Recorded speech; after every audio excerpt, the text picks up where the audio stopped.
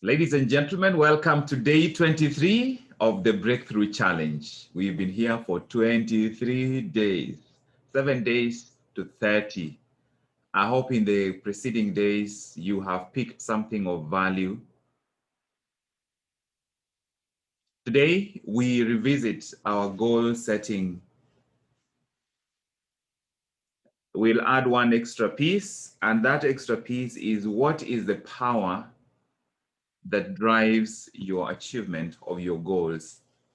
And so now that you've written your top 10 goals, I would like us to share again with each other and try to, as you share this, try to see what kind of emotion the goal inspires in you. So let's share with each other again. Even the Bible says you will confess with your mouth. Faith comes by confession. A lot of the times we confess to people who don't care. Here you're confessing to people who care, people who want to go on the same journey that you are on. So what is your top goal? Let's start there with Elena. What is your top goal?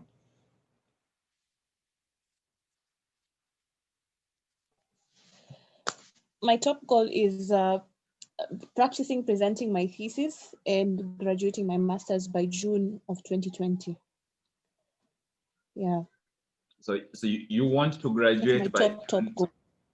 by June 2021. 2020. 2021. Sorry. 2020. June is gone. Yeah. Okay.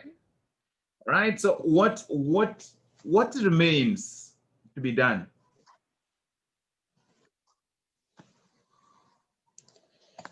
What remains is refining my research proposal Mm-hmm. and presenting multiple times. Yes. So just breaking that down into working on the proposal again, refining it to the point of near perfection. Yeah. Yeah. Yeah, that's a very clear goal. That's a goal that has expectations. It has a deadline. So it's definitely a distinct enough goal for you to know when you have achieved it. So the question now, which you are beginning to address, is if I had a video camera in your house, how would I know from just watching without hearing any sound, how would I know that you are making progress with that goal? That's the biggest question that once that question is answered, and that's why the specifics start coming in, then it becomes easier to move forward.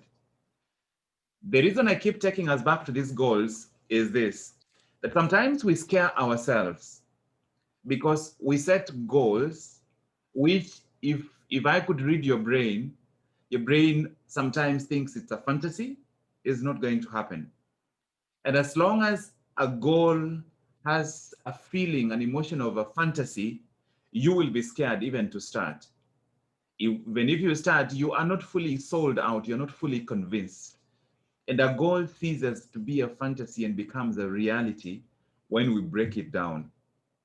When it has a clear deadline, a clear timeline, a clear set of expectations, excuse me, and we have broken it down so that we can measure what are the accountability steps that we have to take. If there was a video over your life, what would show that this goal is real? And that happens a lot with financial goals.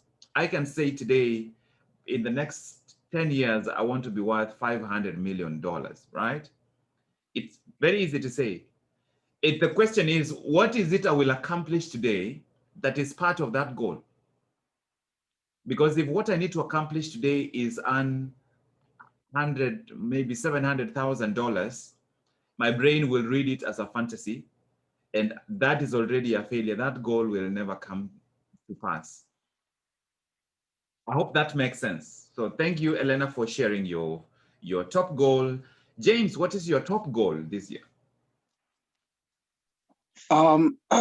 My top goal for the next over the next 1 year will be to pass my my exams in both clinical med and certified secretaries. Well, I am sure I'll be having several exams within that period, but the first one is the exam I have in November. What exam is that in November? I have an exam for CS, certified secretaries. And are you attending classes for it, or are you studying on your own for it? I am studying on my own ever since college is closed in March. Yeah, yeah. Okay. So that means the responsibility of creating the timetable and scheduling the classes and attending the classes and measuring the progress in the classes rests with one person. We don't know who the person is, but his initials are JW. It's all on your shoulders.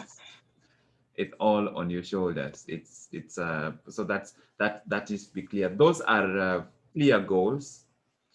Those are clear goals, and there's a piece I want us to address, and that piece it's cutting across everyone so far, from Elena to you, in terms of so these are the goal, because the goal is external. The question is, who do you have to be?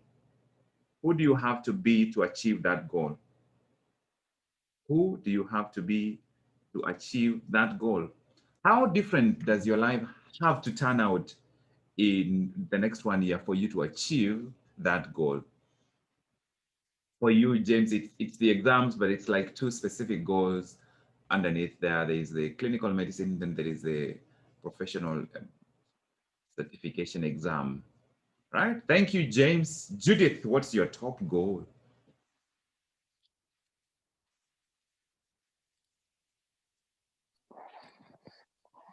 So my top goal is, it has always been like waking up early, 5 a.m., but there's something else on top. Yes. Like the main thing that I want to achieve is to write a manuscript as first author within the next 1 year and publish, of course.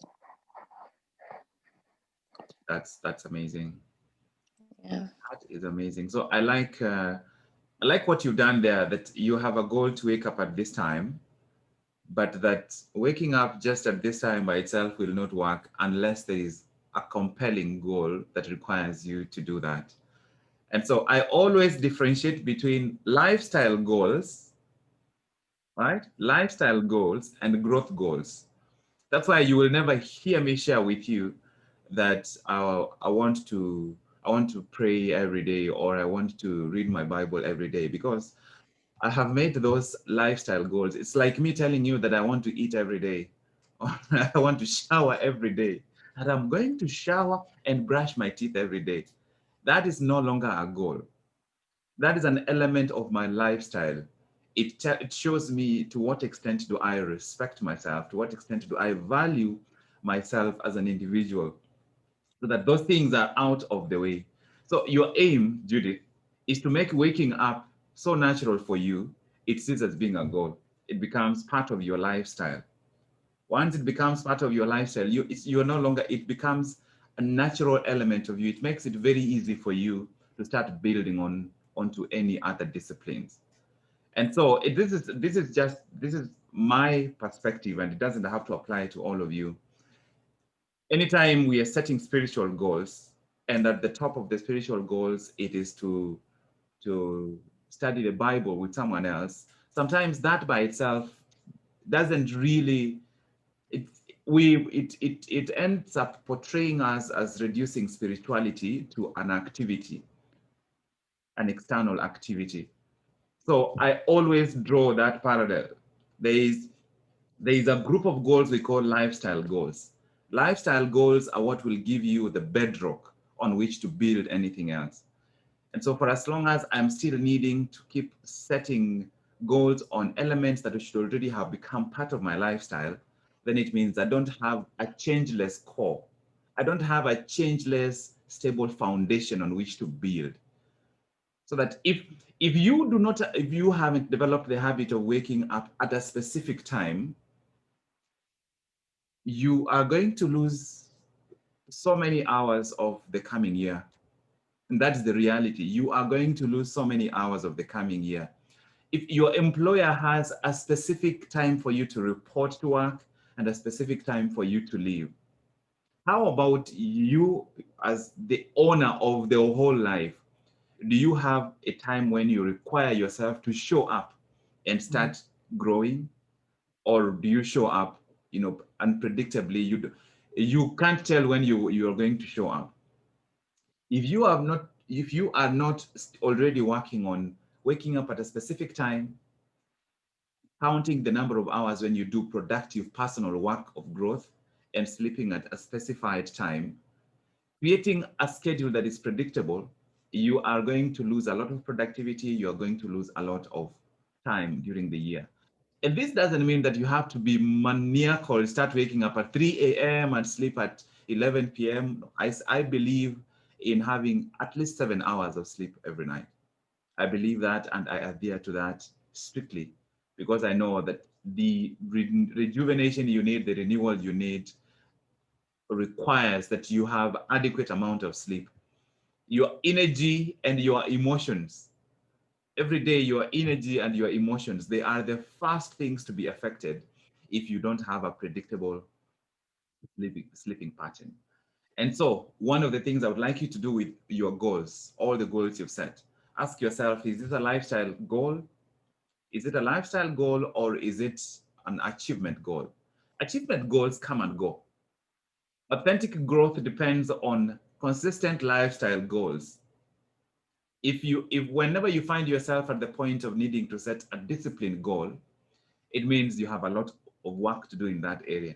And usually when people have lifestyle goals that relate to time management, to productivity, to efficiency, reliability, I would rather you put on hold all the achievement goals and focus on being as consistent as you can on a certain specific disciplines that become part of who you are. Because without those disciplines, everything else falls apart. Which is why I keep encouraging people that I coach that now one of the most powerful disciplines to develop, make it a goal, you develop it, is the ability to read faster. The ability to read faster. If there is a place we waste time, is reading. Number one, we read too many books that have nothing to add to us. Number two, we read books that you don't need to read the whole book. A lot of those books, if you get the summary of the book, you will get the ideas and start applying those ideas. So there's always two, please remember, that's why I'm reiterating this over and over. There are two pockets of goals. There are lifestyle goals. In other words, what are these goals? If you succeed in implementing them, they become part of your identity. Because waking up early is one goal that people set for 20, 30 years and they never reach there, right? Waking up at a specific time. It is the one goal that has killed most people's self-respect and self-esteem. Because you look at yourself, you're like, I wanted to wake up early 2006, 2016. Now it's 2026 and 2036 is around the corner. I think I was never meant to wake up early. In fact, I was born at 7. I think that's why I was born at 7, not at 5, right? Lifestyle goals are so important, and that is the true measure. Lifestyle goals tell you to what extent do you truly esteem yourself. Do you esteem yourself enough to push yourself out of bed at 5:30, if that is the time you set, or at 5 when the alarm goes on? If the alarm starts ringing, you are out of bed, and it's a reflection of the respect you have for yourself. If it gets to 7 and you are going to work and the alarm rings, you will get out of bed, and you are getting out of bed out of respect for your employer. Who do you respect more? Do you have as much respect for yourself as you have when you're responding to external expectations? And that is the question lifestyle goals answer. You want to value, you want yourself, you want to improve your self-esteem. Let's see you do it in your lifestyle. Let's see you start consistently acting in a way that communicates to your brain that I take myself seriously, I honor myself, I honor my life by directing these energies I have, this attention I have, by utilizing the time I have. I hope I'm not sounding too passionate about this topic, but I can't help it. This is one thing I am totally passionate about. Let me tell you, without a doubt, The patients who I have seen who end up dying really early from diseases other people live with for long, it usually has to do it has everything to do with their lifestyle. Now, it's everybody knows about quote unquote lifestyle diseases. Let me tell you the lifestyle diseases that nobody speaks about. The lifestyle diseases nobody talks about are: number one, indifference. Indifference. People no longer being interested in their life. How will I get this person to take a medication 3 times a day if they can't even wake up? Even if it's at 7 in the morning, they can't wake up at that time consistently. When they have never done anything out of the sheer determination that I'm going to do this for myself, and I am here, I am an external entity whom they may not even necessarily trust, because most people don't even trust doctors that much. Indifference is a lifestyle disease, and it affects all of us, whether you have a hypertension, diabetes, or you don't.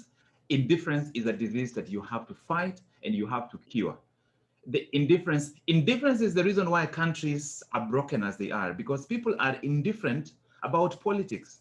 We are investing so much in our children, but we are not solving the source of the problem for our educational dysfunction, the source of problems for our healthcare dysfunction. Indifference in following up on the things that truly matter to us. Indifference is the reason why we keep procrastinating. Indifference is a disease. It is a real disease. The other disease is the disease of indiscipline. Indiscipline. If we were as harsh about the things we do as we are when we criticize other people, we wouldn't be able to live with ourselves.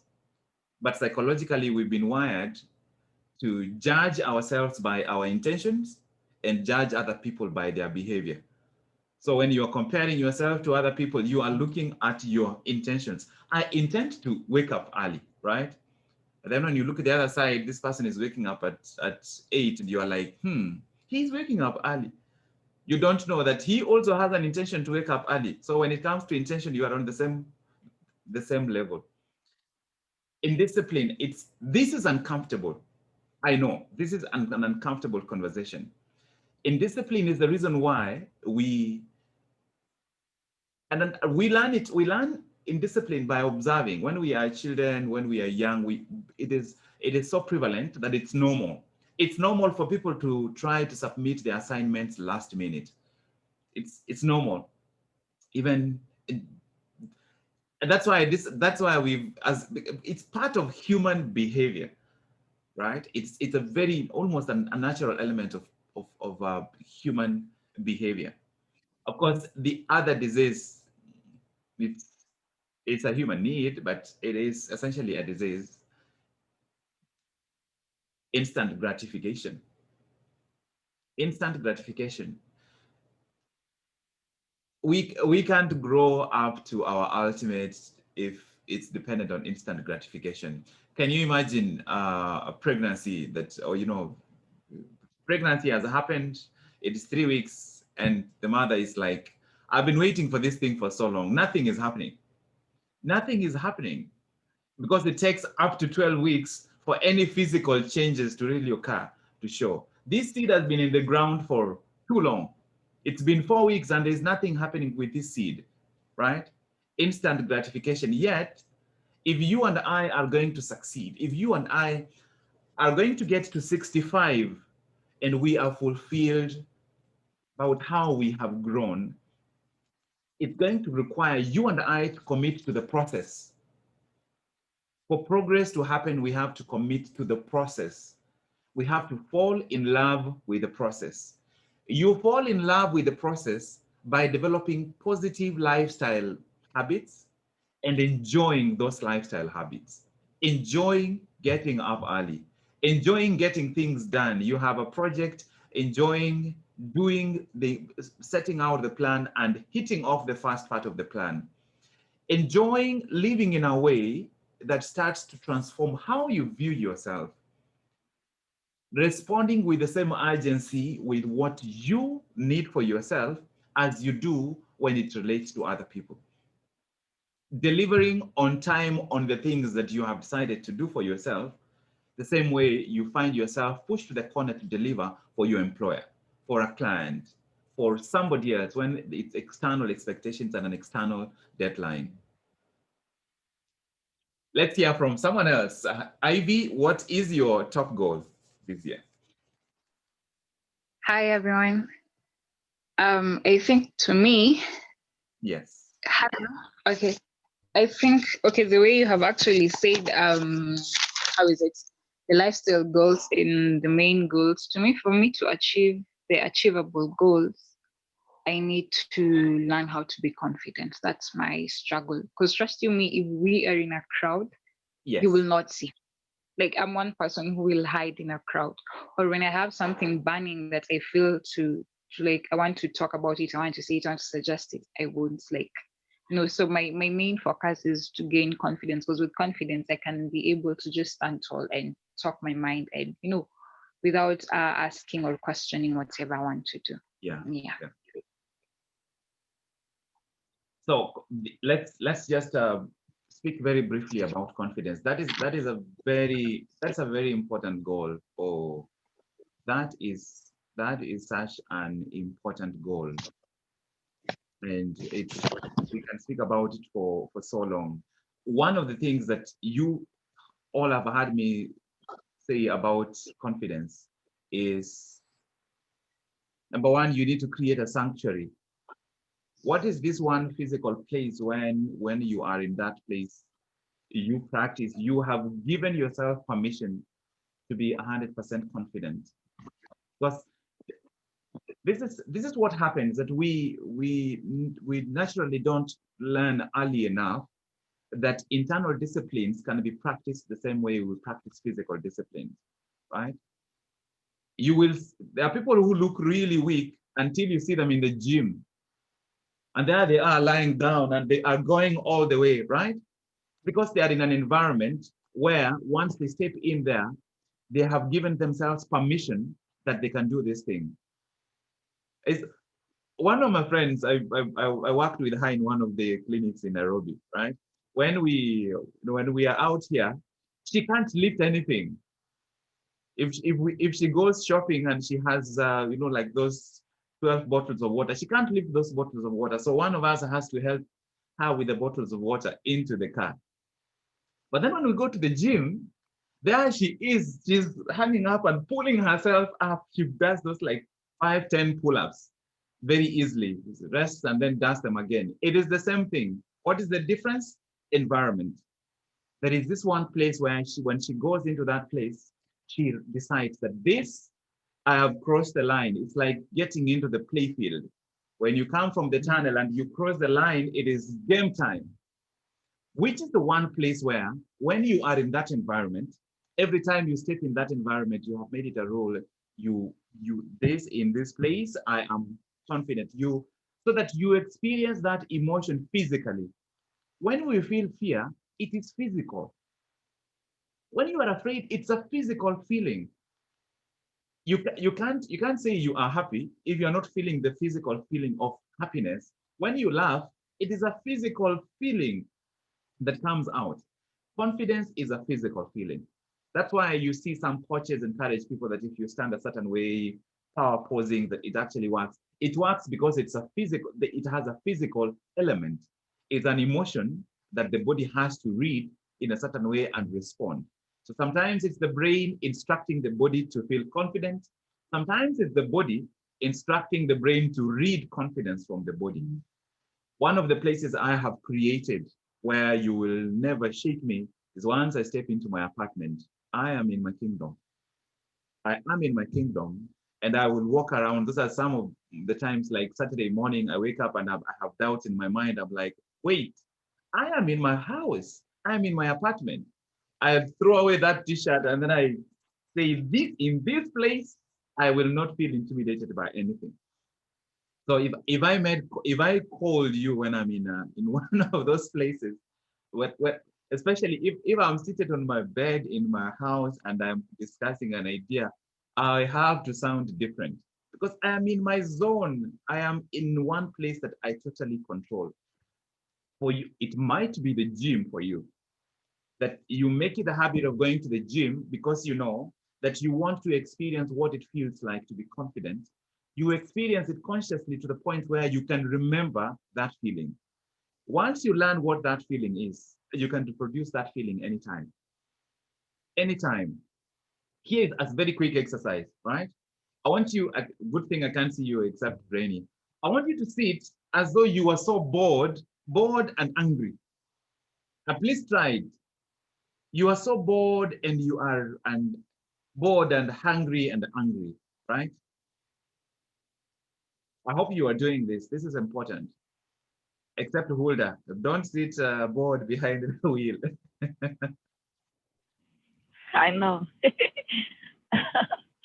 Okay. I hope you guys are doing this. Okay. All right. So now imagine you are in a TV station, right? In a TV station, and the atmosphere is very bright, and the TV cameras have come on, right? Now I want you to smile and sit up as though you are the most confident person. You are about to be given 10 minutes of delivering an earth-shattering, a country-changing speech.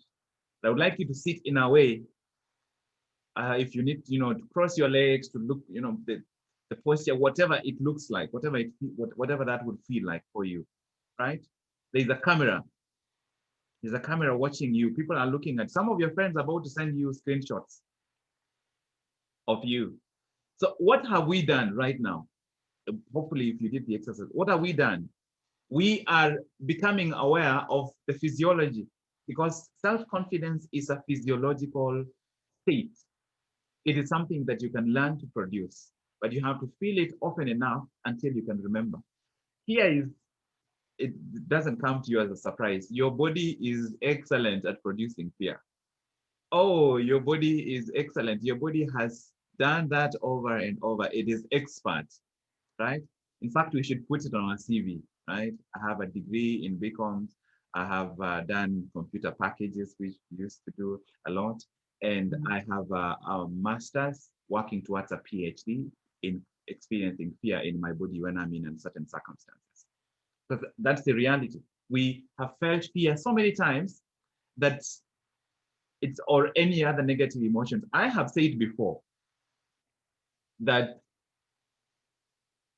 far too many of us have a highway to self-doubt and a footpath to self-confidence. And the way to make this footpath into a highway is to work on it. We experience it over and over and over. In fact, this is my encouragement, that I hope you realize that this is not, I'm not just speaking to Ivy, it's to everyone. Here is my recommendation to everyone. Figure out what is your single most positive or powerful emotion that you put yourself in every year, every day this year.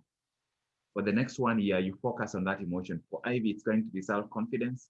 And you will be shocked at how quickly you will start experiencing a totally different reality without anything changing externally.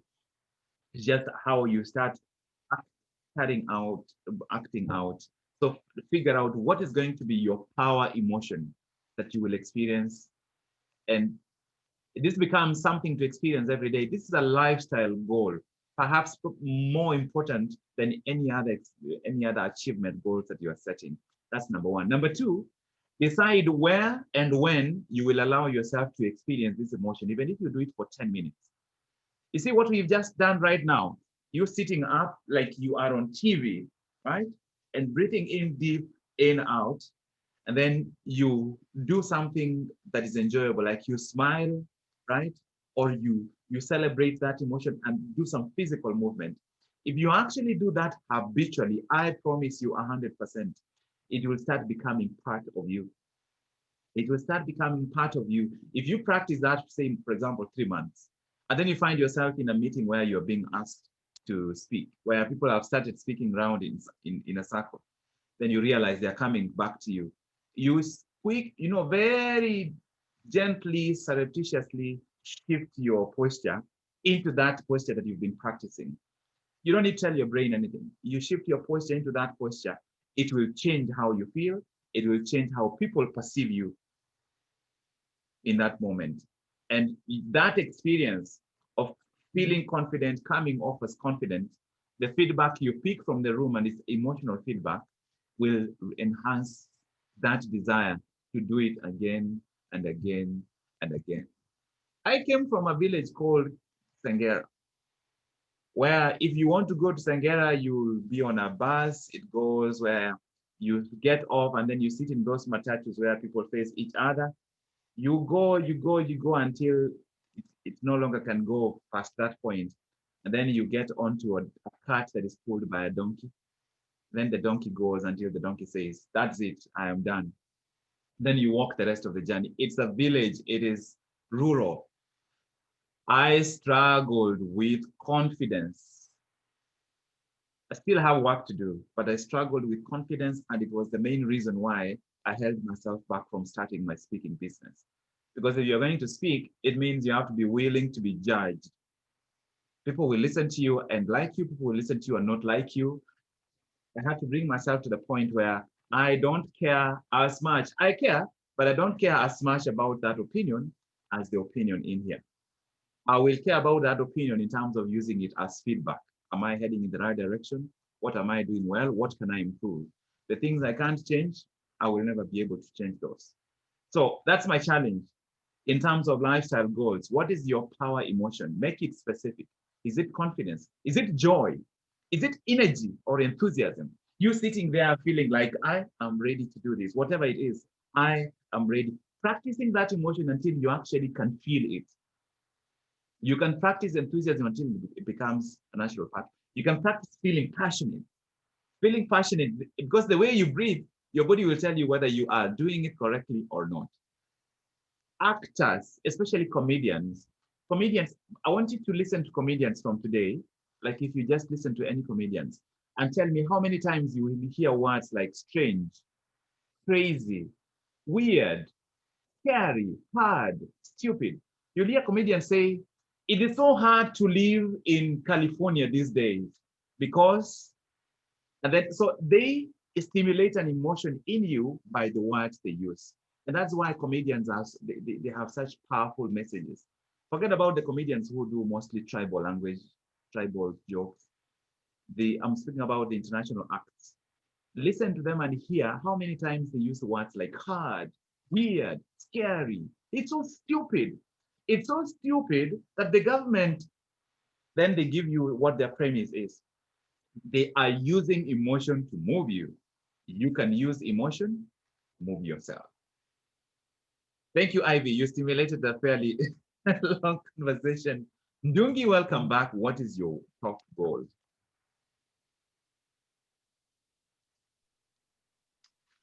A good afternoon to everybody. My topmost goal for now is inculcating, as I said before, an attitude for gratitude. You know, just looking at everything with gratitude. Yeah. Looking at everything with gratitude. And the word Yeah. is everything, Ndungi, right? Yeah. Yeah. So when you face frustration, what's your response?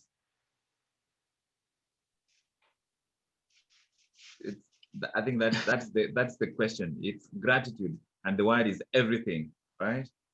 Yeah. Everything. We say that we like surprises, but you know what the truth is? We like the surprises we like. We like the surprises we enjoy.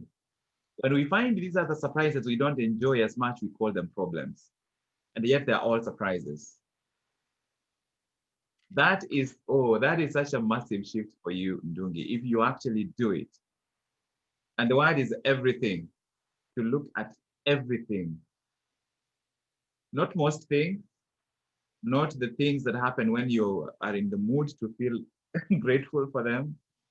Everything. Go for it. That's a lifestyle goal because it becomes, the question is why, actually. That's the bigger question. Why do you want to feel gratitude?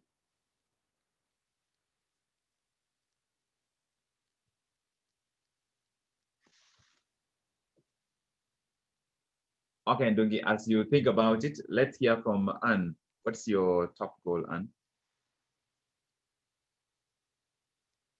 Good afternoon. My top goal is to be organized. I find that I'm eager to adopt and embrace almost everything to the end. I suffer fatigue many times. I don't understand why, but I feel if I get organized, I'll be able to achieve the rest of the goals that I have listed down. What does that look like?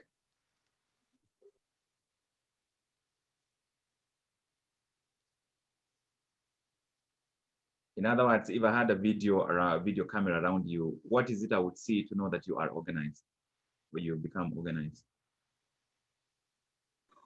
Well, for me, is if I'll have time to, I know when I wake up at a particular time, I know what to do and I'll focus on it, I'll complete that, then move to the next.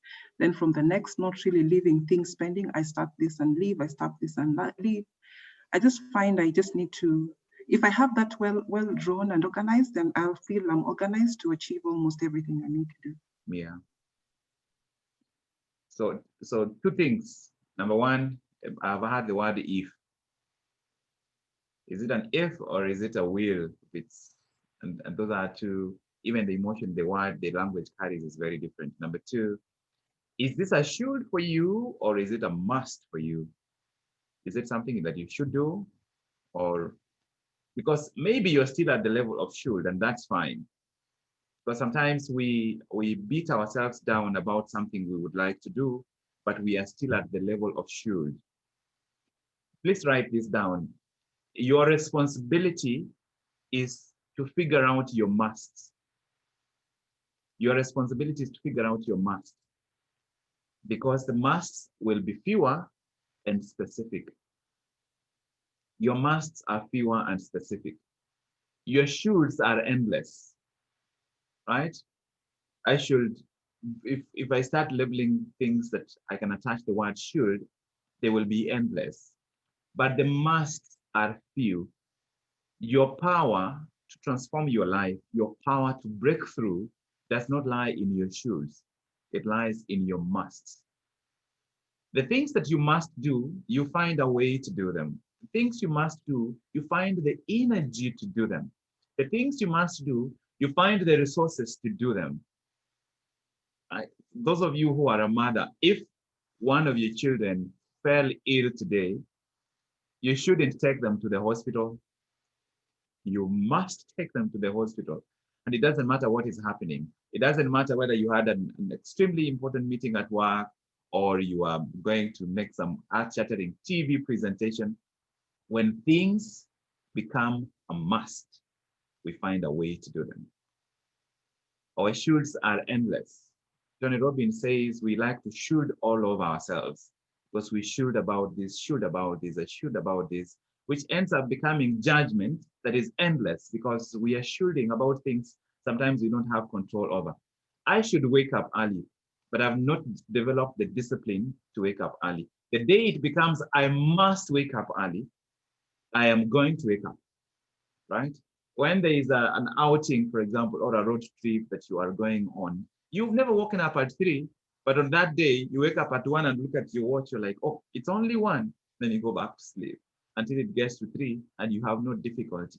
When the goals that you are looking at for the next 1 year, when they become musts, when they become a must for you, there is not going to be a question of if or not you will achieve them. You will achieve them.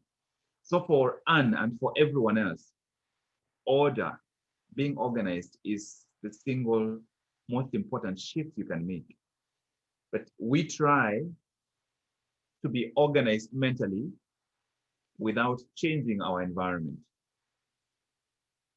The first place to start with being organized is number one, things in your house, do they have everything has its place? Have you decluttered your physical environment?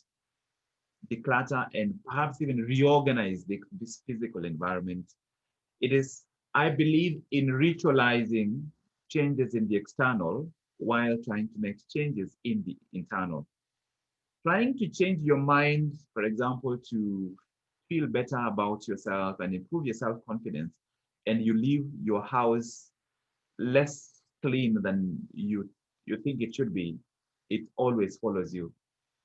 It always follows you. The day you make up your mind that from today I am going to be confident, even if all you do is to buy new bed sheets, you wake up from that bed, it is supporting the emotion that you have inside. So order, organization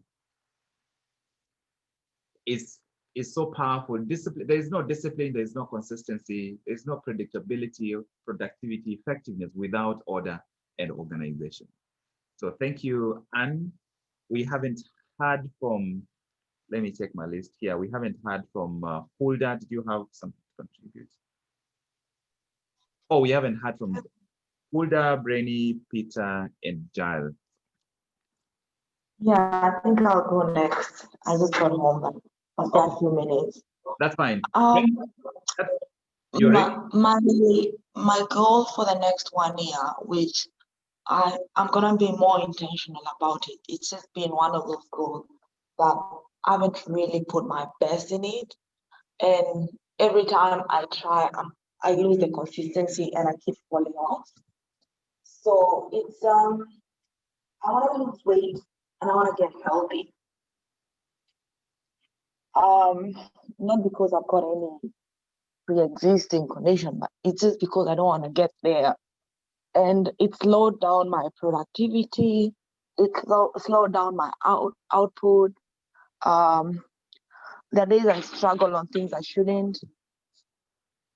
So I feel like I've got excess emotional, physical, mental baggage that I need to let go. And that will start if I work on the weight side, which is a physical, and in turn, it's going to work on the mental and the emotional, which I'm also working on it at the same time. So this is coming here, and I feel like it's really a good time for me to set this goal because I don't want to like put anything on that list until this goal becomes a reality, because I feel like it's every time I want to make other goals, my brain just reminds me like I have goals that I'm not even, accomplishing. So I have to tick that box first. And yeah, that's my goal, to lose weight, X amount of kilos. I say X, but I've got them in my notebook, and be healthier. Yeah. Yeah. That's a very clear goal.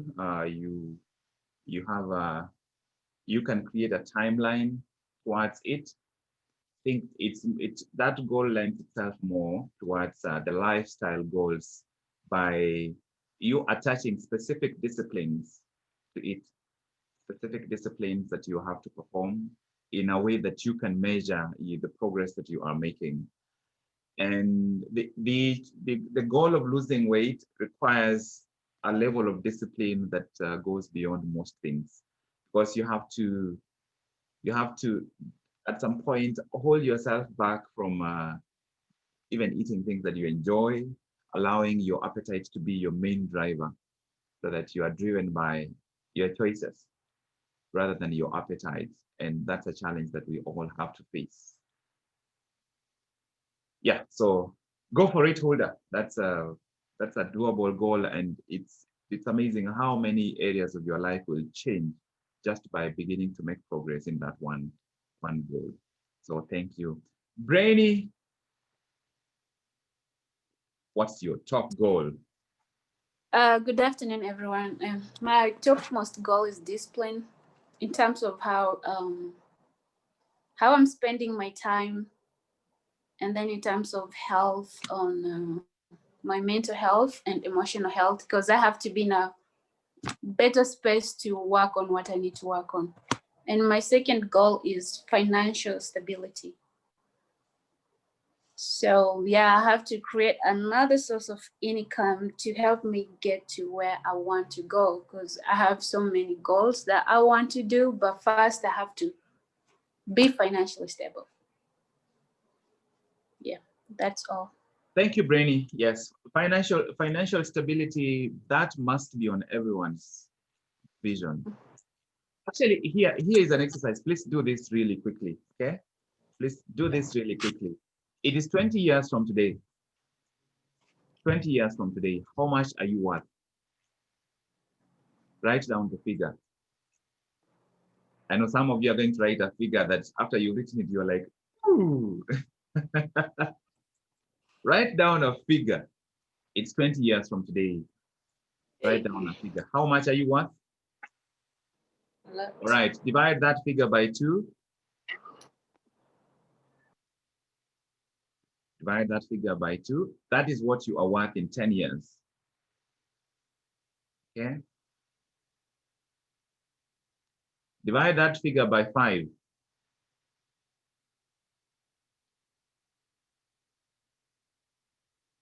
Divide that figure by 5.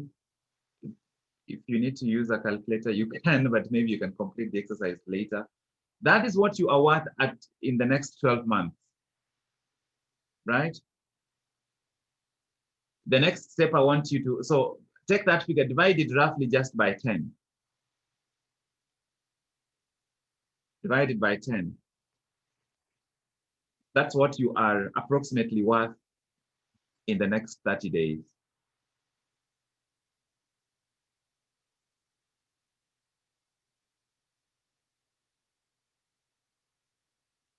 If you are going to be worth that much in the next 30 days, how differently would your life be?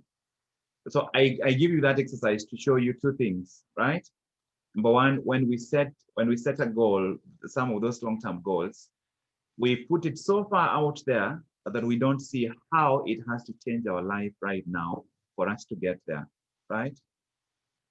And then number 2, sometimes we go for a figure that ends up scaring us instead of encouraging us. Because you have to break it down. So we started with 20 years, right? You divide it to get 10 years. If you divide it to get to 5 years, if you divide it to get to 1 year. If you divide it further, you get 30 days. The next step is for you to divide it by 30 so that you see how much each of your days must be worth. How much each of your days must be worth for you to get to your 20 million, right? So the question is, the way you are living your days right now, how much would you pay someone who lived their day the way you are living your day? And is that amount anything close to what you must? Start thinking of yourself as earning. And here, so here is something that you should bear in mind, that if you fix your mind on that goal and have clarity about the quality of discipline you have to manifest for you to get there, right?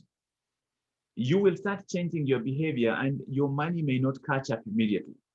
But if you maintain that habit, if you maintain that mindset that my day is worth $1,000, my day is worth $500. If you maintain that habit, that belief, money is going to catch up. Money will follow the momentum you create within. But you use the goal to push you to create the momentum so that then eventually the money or the resources will catch up with you. Money will catch up with you, right? So that at the end of the month, if you had expected that you should be able to earn $750,000 or $750,000 or maybe whatever amount that you have to earn, you may not see the money. But trust me, if you have the discipline equivalent to that money inside, the money is already on its way. The finances are on their way. If the skill that you are developing is already worth that much, the money for the skill will come. But money will never come. Resources will never come if the skill is not there. Because if sometimes you're waiting for the skill, the money to show up fast to be followed up by the skill, it doesn't work like that. You are looking for warmth. The question is, have you lit a fire that is strong enough to produce the amount of warmth you're trying to experience?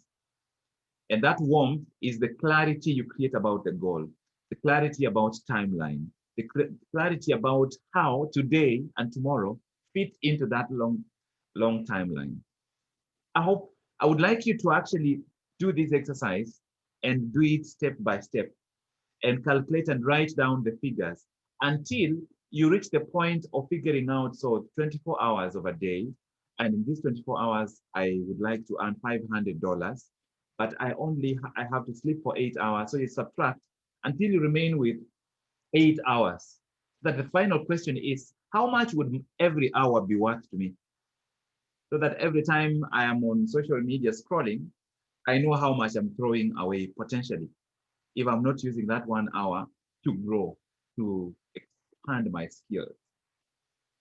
That is one idea that changed my mind 100% totally. It changed my mind. The financial goals I have now in the next 25 years, it's if I told myself that that's what I would be looking at working towards 4 or 5 years ago, I would have thought of myself as being crazy, right? I would have thought of myself as being crazy. The changes I've made in my life are based on that clarity, knowing what every 1 hour is worth. This 1 hour I have been investing with you guys every day. You have no idea what this hour is worth to me. So that when I show up, that's why when I show up ready to play. I hope you realize that there's not a day I've come here and I'm like, okay, so what do we talk about today? My only question always is, what changes do I need to make sure I'm carrying everyone along so that everybody gets as much benefit out of this? Please do that exercise and calculate your hours calculate it down to the hour to know how much every hour is worth for you.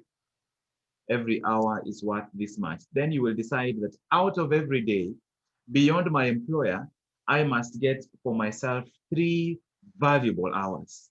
And if you invest those 3 hours every day, you can calculate in 5 years, I will have invested this amount of hours, and these hours should be worth approximately this much.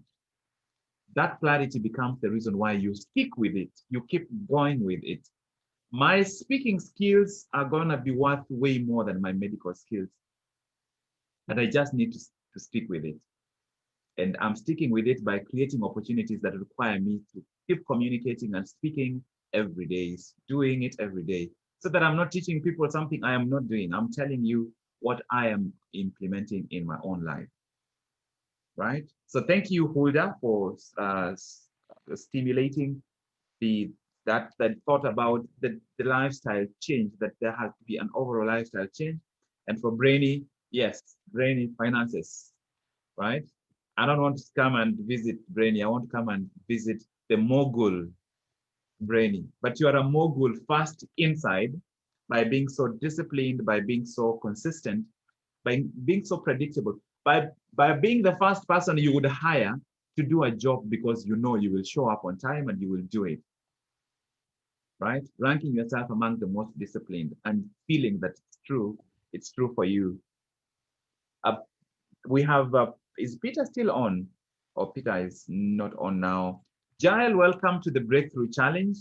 I hope you picked 1 or 2 things. Any words from you, anything that you would like to contribute? Yeah, so this is the first time I'm joining a session and I joined late, so I'm sorry about that. So from what I understood, you're talking about goals and everybody kind of shared what their goals are for the coming year. Okay, yeah. So mine is very similar actually to Brini, which is, and it's something I've been working on for the past couple of maybe weeks now, which is self-discipline, self-control, because I feel like it's affecting a lot of areas in my life. So I think same as I think it's Hulda. I'd like to shed some pounds, but the lack of discipline is making that difficult.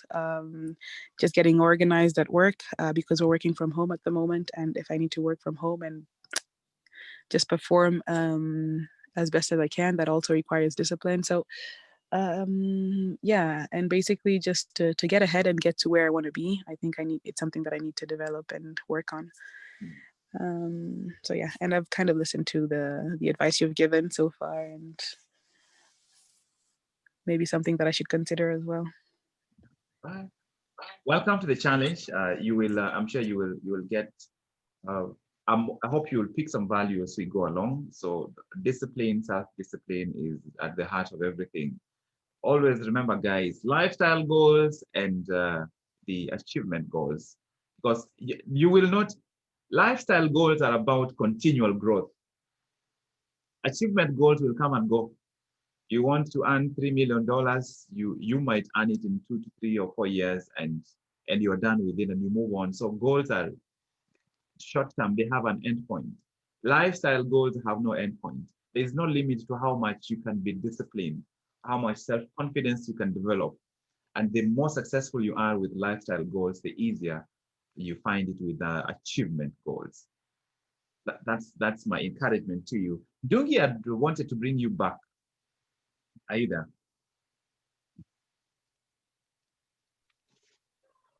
Yeah, I'm done right now. So you asked why do I want to be grateful, yeah? Yes. Because just feeling grateful about things, doing things, small things in a great way is very detrimental to me right now, and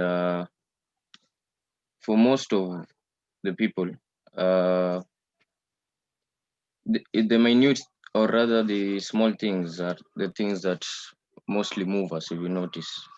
So to be grateful, I just have to have an overhaul of my demeanor, an extra positive one, and so invoke an aura of warmth and joy and contentment.